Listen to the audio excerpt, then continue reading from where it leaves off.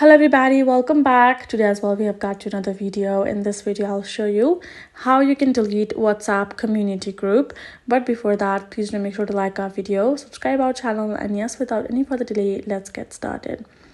For that, first of all, go ahead, open up your WhatsApp and then switch to community. Here in the community section, what you need to do is create a community. For example,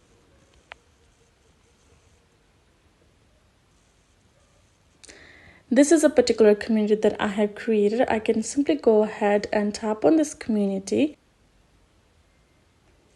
I will just tap on this trailer, tap on community info, and I'm going to scroll down, and again I'm going to go ahead, tap on deactivate community, tap on deactivate again, and there you go. It's going to take a little bit of time, and that's it. The community has been deactivated. It will not exist there anymore.